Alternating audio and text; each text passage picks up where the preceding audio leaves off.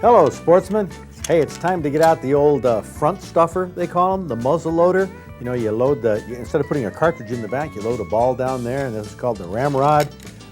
It's a fun way to hunt, a fun target sport to get into, and we're going to tell you all about muzzle loading in just a moment. I'm Fred Trost. Stay tuned. It's Thursday night, time for the Practical Sportsman.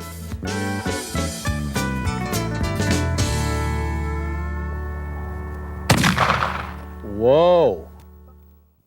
This is a modern cartridge, a modern deer rifle cartridge. We're not going to be talking about modern cartridges or modern guns, and if we're going to get you into muzzle loading, I want you to forget everything you've learned about these, because muzzle loaders are an old style of gun that uses an old style of ignition, and you really have to get yourself in the frame of mind of thinking about how guns work. Now, the number one principle that we go back to is compression launches a bullet.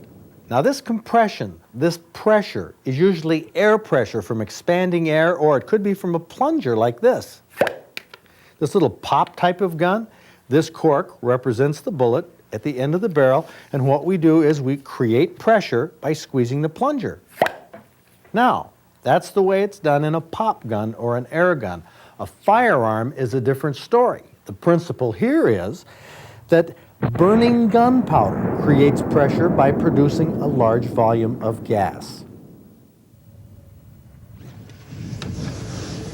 When powder burns, you see a big flash, you might see smoke, but what you don't see is the large volume of gas that's produced at the same time. What you saw right there was modern smokeless powder.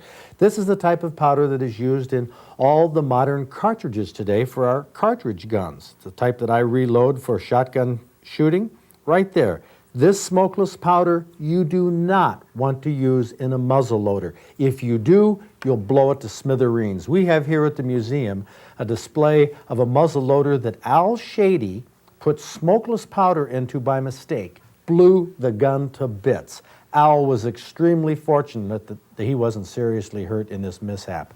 What Al thought he was using, what he meant to use, was black powder. Now, black powder is the standard. These guns were developed for use with black powder.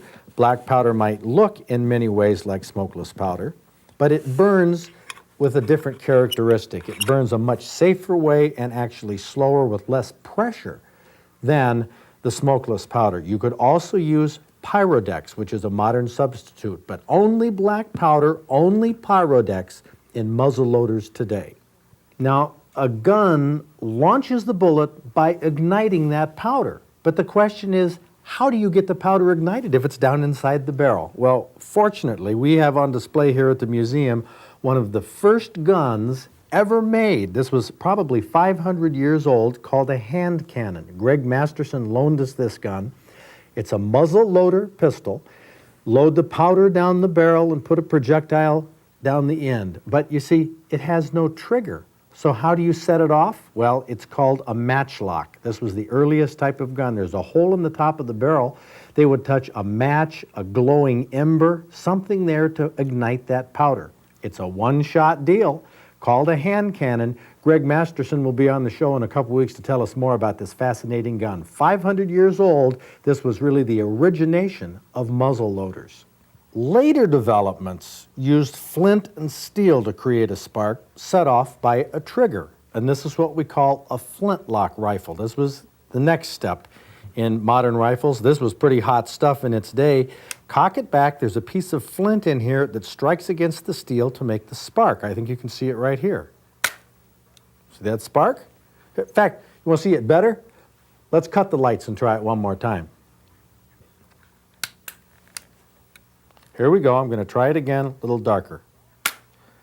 Plenty of sparks. The problem with this type of gun is it wasn't totally reliable. Now, modern guns strike percussion caps to create the fire to ignite that powder. Whether it's a shotgun shell you're using, the primer right there is the percussion cap. In a center fire rifle, there's the percussion cap. And the percussion cap is used by itself in a modern muzzle loader to ignite that powder. Now, you want to remember, on the modern muzzle loader, we don't have a cartridge. We have the powder in there, the bullet on the end, so we cock it back. This is called the nipple right here, which is the hole that goes down to the powder. and we slide the percussion cap onto the nipple. Now, when I touch this off, a little bit noisy, but it's almost 100% guaranteed to ignite and set the powder off. That's why the modern percussion rifle has become #1. I recommend it much more for beginners especially than the flintlock rifle because these are so reliable. Now there are some other types and styles of guns. Thompson Center just came out with one they call the Scout. Now this is sort of a replica of the old Model 94 Winchester, straight stock, has what's called inline ignition, because the percussion cap and the nipple is right in line with the barrel rather than coming in from the top the way traditional muzzle loaders have. What's the advantage of this? I tell you, I think it's cool looking. I mean, I really do. I think it's a neat looking gun, and choosing the type of equipment you use outdoors should be based on whether you like the way they look or not. But I'm going to be using this rifle for muzzle loading season just because I think it's cool. But no matter which type of rifle you choose, please do one thing before you start. Read the owner's manual. They're supplied with every muzzleloader on the market, and read it on how to load your gun. Your manual is going to have you get a certain number of components, some of them for safety. One is a powder flask. This holds your powder, Pyrodex or black powder. The main thing you really need is a powder measurer right here. Now, black powder or Pyrodex is measured by volume, and you can reset this. This is set at 40 grains. This is more or less a target load.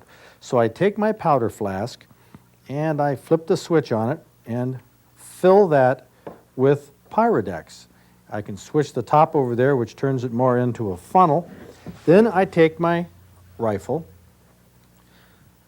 and pour the powder right down into the barrel. And I know that I'm getting at least pretty darn close to 40 grains by volume of Pyrodex. Now, one thing that happens when you're muzzle loading, you're usually doing it with buddies and you're yakking and you're talking about deer season, one thing and another. You might forget that you put powder in here, and you might start to do it again, especially if there's some interruption. Well, what I've done with my rod is I put a little mark on it here for where the ball should be, and if I put it down and it comes up like that with a little bit of space, I know that I already have powder in here. So I want to make sure I don't put a double charge. Next thing we put in is the projectile. You have two choices. One is the maxi ball. This is preferred by a lot of hunters who feel it's more accurate. This has some what's called Lube 1000 on it that really prevents a lot of extra cleaning of muzzle loaders. But the more traditional is the patch and the ball. And these patches, you can buy them pre-lubed like this one is, and you take the patch, put it over the end of the barrel. This is a 50 caliber, which is the most standard caliber for deer hunting in Michigan. Center it and push it down with your thumb. Now, you're not going to be able to get it very far, so you have an item called a ball starter. This has two parts on it, a little short one here, which I'm going to put over the top and give it a whack. That seats the ball down into the barrel a little ways. Now I take the longer shaft on the ball starter. I want to get it down there a little farther, like that. So I push it down. Now I'm ready to use my ramrod.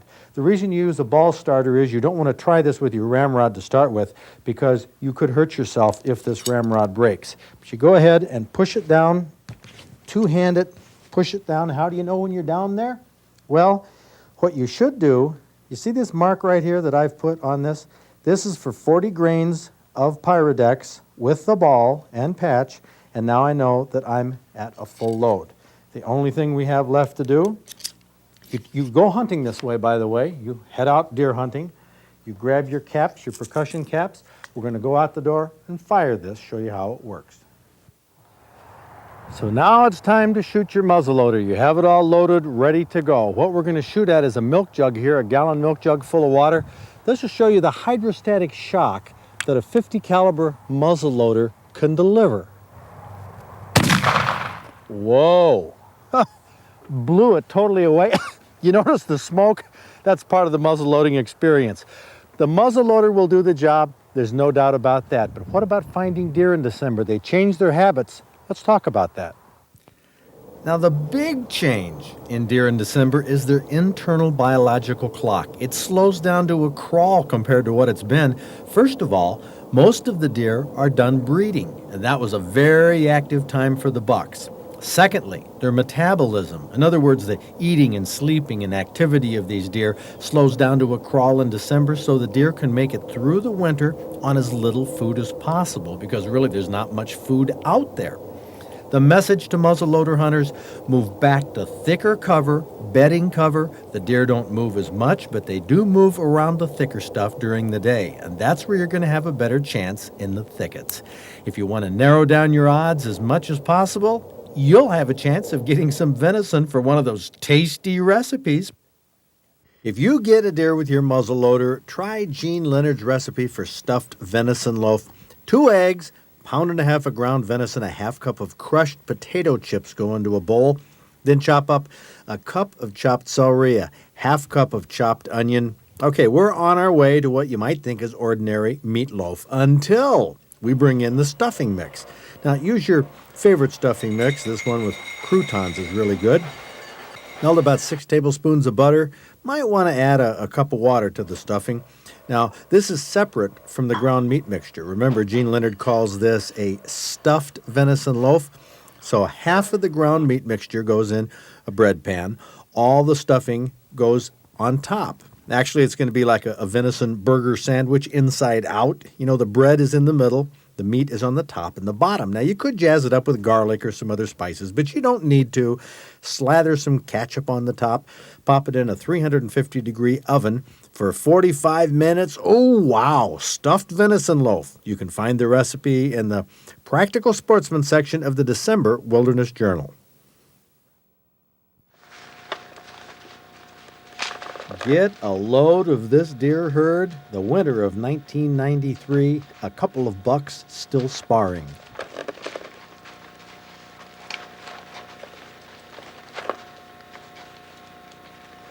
The 2 bucks stopped fighting, and amateur cameraman Doug Bigos was surprised at what walked into the frame. Neither of these 2 bucks wanted to get serious with this big boy. They were outclassed. Maybe you can count the points on this bruiser. It looked to us like it was a 12-point or mighty close. He's really interested in that licking branch that's along the trail. If there wasn't snow on the ground, you'd see a scrape under this licking branch. A lot of hunters think that deer only use their scrapes during the fall. But actually, these licking branches above the scrapes are used by bucks and does year-round. If Doug was in this tree with his video camera in May, and this buck came down this field edge, he'd probably videotape the same behavior, a quick check of the licking branch. This tape also shows a significant phase of deer behavior, one that is unique to winter and late summer, the herding up of deer when they feed. You don't see groups like this during hunting season when bucks are chasing does, and you don't see groups like this in the spring when does are raising their young fawns. This time of year, though, December, is not yet the time to see big groups of deer either. Isn't this footage colossal? Doug must have been awfully excited to be right above such a big buck, and not just one buck. There's another one a few feet away that's already lost one antler. January and February are when most antlers are shed, and they usually lose both antlers within a short time, often within hours. If you have a sharp eye, you can find shed antlers in the snow or in the spring after the snow melts. The big buck is under the tree. The one antlered buck is nearby, along with a 6-point that's wandering with this group. Doug must have been hanging off a limb to get these shots. He turns the camera sideways to catch a spike buck. That's buck number 4 near the base of this tree. Finally, the big one spooks, and we're left with the memories of some exciting moments, thanks to Doug Bigos from Gregory and his Practical Sportsman home video. Okay, this is what you might see after a rainstorm, especially in the fall. I notice a lot of times it'll rain all day, and the sky will be dark purple gray like this. Tom Phillips from Lansing is the wildlife artist who painted this year's Practical Sportsman Big Buck Night print. Now, I don't know a heck of a lot about painting and how an artist goes about drawing something like this, so we asked Tom to come in right after he started it so we could see how this painting evolved. Well, first, I come up with an idea, or like you guys came up with the idea that you wanted a deer in the fall, so I start looking through my photo albums. I've got about 30 photo albums. And I found the picture of the deer that I liked, And I wanted to put this old piece of farm equipment in the painting. I found this picture. I really liked the way the sun was hitting it, so I had to paint the whole painting, at this time of day at sunset. And I got pictures of the corn, pictures of the fields and stuff like that. And then I'll draw them to the size that I'm going to use. And then I'll take tracing paper and trace over the different parts of the painting. And I can put them on here and move them around, get the composition the way I want it. Like, I've added the leaves, I can lay stuff over. I wanted the deer in front of the old farm equipment, so I laid that over. And then I transfer this whole thing to the masonite. I paint on masonite. I usually get the background started before I draw everything on there.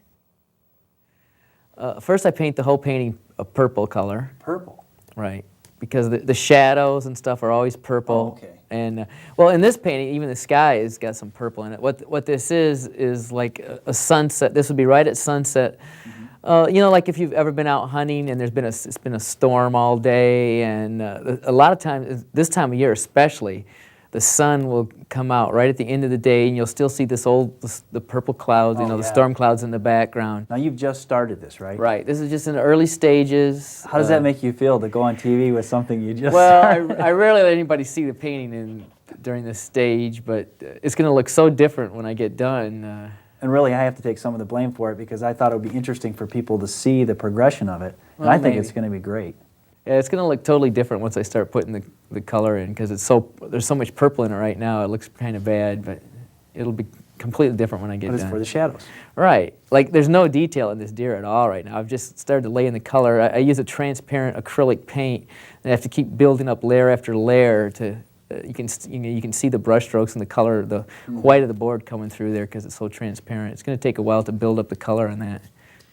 I've always had the impression that when an artist puts something on the canvas, it stays there. Wildlife artists paint over the top of their work. They change the colors if they want something a little different. Sometimes Tom paints a scene the way he saw it, but very often his paintings are composites of different scenes, different elements from the thousands of nature photos he's taken over the years. And that's where this painting came from. 3 weeks later, it changed again. Okay, since the last time we've seen the painting, I've added all these leaves up here. I've done a lot more detail work on the deer. I don't know if it's really going to show up, but I spent a lot of time on these antlers and just on the hair. I put a lot more detail here in the corn, and a little bit more detail here in the old farm equipment, and a lot more detail here in the foreground, the vegetation and stuff. Added a little more here to this old fence post, and that's about it. Why is it called After the Storm? Like, let's say if you were a bow hunter, or maybe even in early deer, hunting season, you might still see some leaves on the tree. Like, you might have sat there all day during that storm, and then right when the sun comes out, here comes this nice buck. It was just like your reward for sitting there all day. Tom Phillips, wildlife artist from Lansing, painted the scene that could be in Washtenaw or Jackson or Hillsdale County that one October evening when the big buck came out after the storm.